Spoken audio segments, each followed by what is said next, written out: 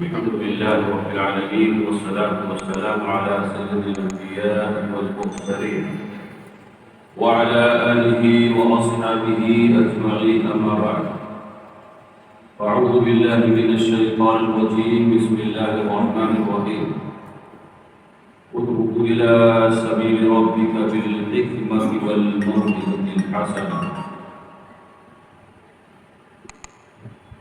آج کے اس 14ویں ائمہ دعا و خطبہ کے اس تربیتی پروگرام میں، جس کی صدارت ہم سب کے قائد فضیلت الشیخ حضرت مولانا اصغر علی امام مہدی السلفی فرما رہے ہیں، میں آپ سبھی دعات کو، علماء کو، ائمہ کو، خطبہ کو دل کی گہرائی سے ان کے گھر میں اہلاً و سہلاً و مرحبا کہتا. یہ آپ کا اپنا گھر ہے، اس لیے یہاں رہ کر آپ جو چیز سیکھیں گے انشاءاللہ آپ کو دنیا میں بھی اور آخرت میں بھی فائدہ پہنچائے گا. میں سب سے پہلے یہ بات عرض کروں کہ اس طرح کا پروگرام نہیں بلکہ بہت سارے پروگرام مرکزی جمعیت اہل حدیث منعقد کراتی ہے. دعوتی ہیں، تعلیمی ہیں، تنظیمی ہیں، رفائی ہیں، فلاحی ہیں. اس کے علاوہ بھی بہت سارے تعمیراتی اور بہت سارے شعبوں میں مرکزی جمعیت اہل حدیث ہندوستان میں کام کر رہی ہے. میں اس کے لیے اللہ کے بعد سب سے پہلے اپنے امیر محترم جو شبانہ روز ایک کر کے اس وقت جماعت کو پورے ملک نہیں بلکہ دنیا میں اس کا منہج کیا ہے، اس کی فکر کیا ہے، اس کا کام کیا ہے، اسے بڑی ایمانداری سے پہنچانے کی کوشش کر رہے ہیں. میں سب سے پہلے اللہ تبارک و تعالیٰ سے دعا کے بعد یہ عرض کروں گا اپنے دعا سے کہ وہ دعوت و تبلیغ کے کام میں ذرا اللہ تبارک و تعالیٰ نے قرآن میں اور رسول نے فرمایا ہر زمانے میں ضرورت ہے کہ اس کو پڑھا جائے، سمجھا جائے، لیکن آج علماء کو، دعات کو کئی چیلنجز کا سامنا ہے. اس لیے بڑی گہرائی کے ساتھ مطالعہ کریں اور بڑی ایمانداری سے اس کو انجام دینے کی کوشش کریں، کیونکہ یہ انبیاء کا مشن ہے. یہ کام جو آپ نے اپنے کاندھوں پر لیا ہے یہ معمولی نہیں، یہ انبیاء کا مشن ہے. اور انبیاء کا مشن جہد مسلسل اور آزمائشوں سے عبارت. یہ موقع نہیں ہے، ورنہ قرآن کی زبان میں آپ کو بتاتا کہ انبیاء نے اس دعوت کے کام میں کس طرح کی آزمائشیں، پریشانیاں، دقتیں جھیلی. اس کے باوجود کتنی ایمانداری سے، سچائی سے انہوں نے اس دعوت کو انسانیت تک پوری ایمانداری کے ساتھ پہنچایا ہے. حضرت نوح کو قرآن میں فرمایا قال انی دعوت قومی لیلا و نہارا، صرف دن نہیں، رات بھی، صبح نہیں، شام بھی، برسات نہیں، گرمی بھی. انہوں نے کچھ نہیں دیکھا، صرف یہ ہے کہ دین پھیل جائے، انسانیت کا سدھار ہو جائے، انسان بن جائے. اس کے لیے جتنی انتھک کوشش کر سکتے تھے انہوں نے کی.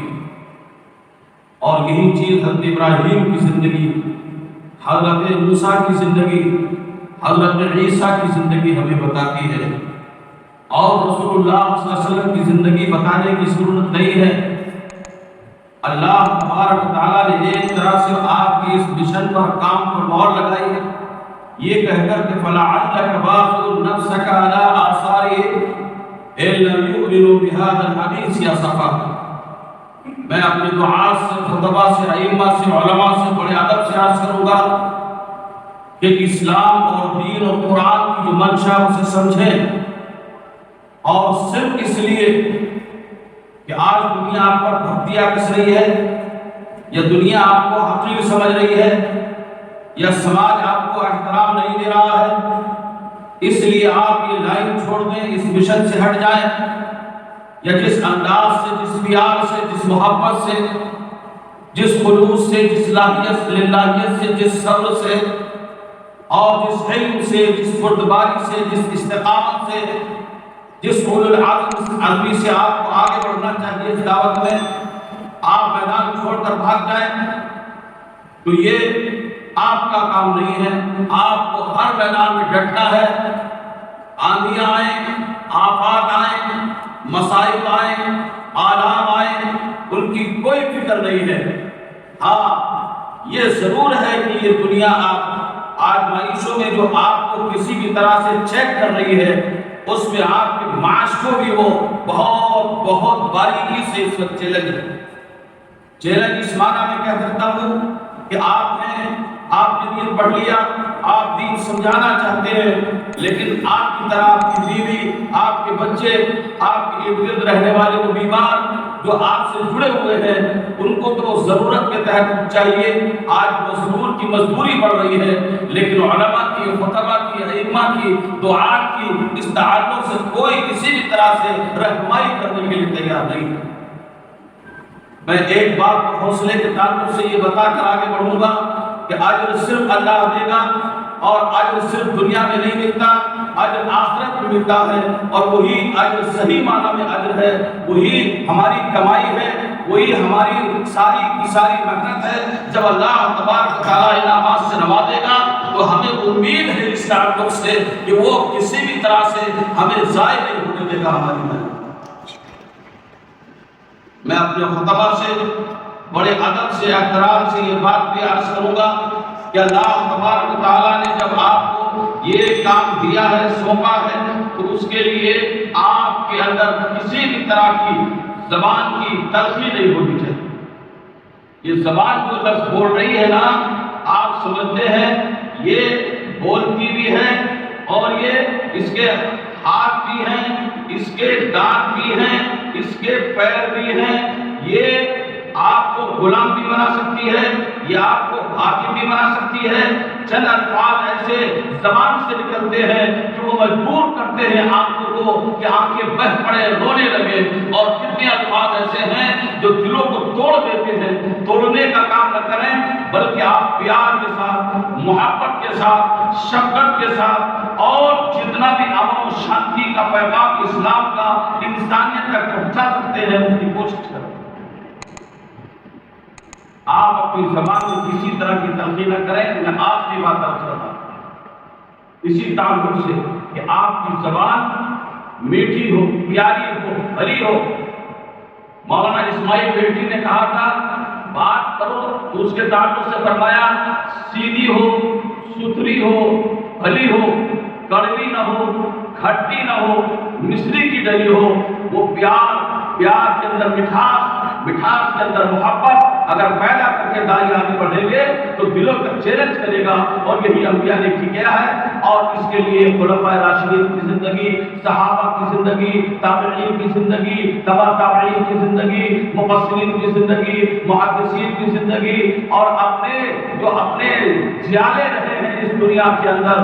آپ پڑھیے ثناء اللہ مصری کو، آپ پڑھیے تیمیہ کو، آپ پڑھیے حنبل کو، آپ پڑھیے امام مالک کو، اور ان کی سختیاں، ان کی پریشانیاں دیکھیے، ان کی آزمائش دیکھیے، لیکن کیسے ثابت قدم رہے۔ میں آخر میں پھر آپ سے یہ عرض کر کے اپنی بات کو ختم کر رہا ہوں کہ آپ آئے ہیں، اپنے گھر میں ہیں، آپ کا اپنا گھر ہے، اس کے باوجود تمام ذمہ داران آپ کو اہلاً و سہلاً مبارک کر رہے ہیں، اور آپ کے ساتھ انشاءاللہ ایسی ترتیبات رکھی ہے عناوین کی کہ اگر آپ نے وقت ضائع نہ کیا تو انشاءاللہ بہت دن کی بات لے کر جائیں گے۔